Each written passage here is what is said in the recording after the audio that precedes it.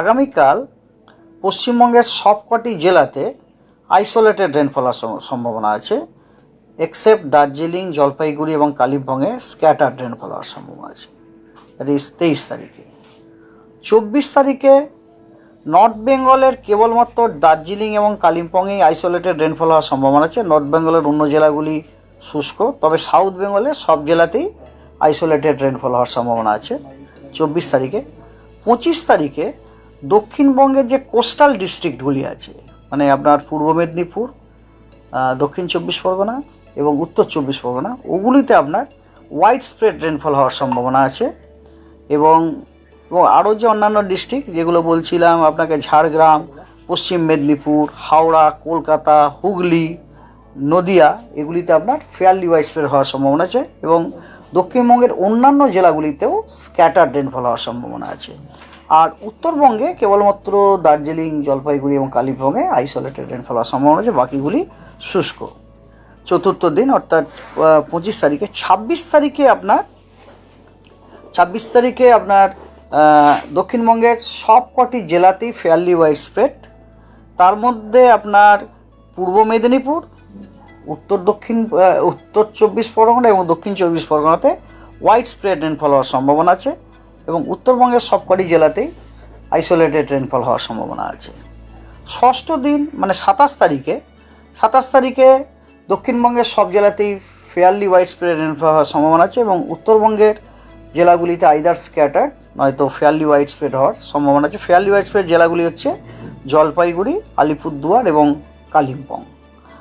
আর সপ্তম দিন অর্থাৎ 28 তারিখে দক্ষিণবঙ্গের সব জেলাতেই স্ক্যাটার্ড রেনফল হওয়ার সম্ভাবনা আছে এবং উত্তরবঙ্গের আপনার জলপাইগুড়ি, আলিপুরদুয়ারে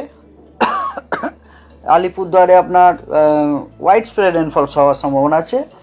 দার্জিলিং, কালিম্পং, এবং কোচবিহারে ফেয়ারলি ওয়াইড স্প্রেড হওয়ার সম্ভাবনা আছে এবং বাকি জেলাগুলিতে স্ক্যাটার্ড রেনফল হওয়ার সম্ভাবনা আছে। এই হচ্ছে আপনার 7 দিনের ওয়েদার ফোরকাস্টিং। আর ওয়ার্নিং প্রত্যেক দিনই আছে। ফর এক্সাম্পল, আজকে সাউথ বেঙ্গলে ইনক্লুডিং কলকাতা আপনার thunderstorm, lightning, rain, gusty wind 50 থেকে 60 কিলোমিটার প্রতি ঘন্টার গতিবেগ পশ্চিমবঙ্গের সবকটি জেলাতে আছে। এবং তার মধ্যে কয়েকটি জেলাতে অরেঞ্জ অ্যালার্ট দেওয়া হয়েছে, সেগুলি হলো বীরভূম, ইস্ট বর্ধমান, হুগলি, কলকাতা, 24 পরগনা, ইস্ট মেদিনীপুর, নদিয়া এবং মুর্শিদাবাদ, এগুলিতে অরেঞ্জ ওয়ার্নিং দেওয়া হয়েছে। আর নর্থ বেঙ্গলের সবকটি জেলাতেই আপনার thunderstorm, lightning, rain with gusty wind 30 থেকে 40 কিলোমিটার প্রতি ঘন্টায় এটার পূর্বাভাস হয়েছে। আজকে কয়েকটি জেলাতে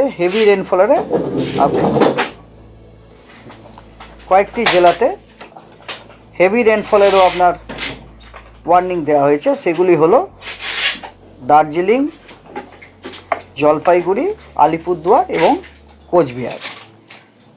আগামীকাল দক্ষিণবঙ্গের সব জেলাতেই বজ্র বিদ্যুৎ সহ বৃষ্টির সতর্কবার্তা দেওয়া হয়েছে, কিন্তু কোনো ঝোড়ো হাওয়ার সতর্কবার্তা দেওয়া নেই। আর নর্থ বেঙ্গলে কোনো সতর্কবার্তা নেই।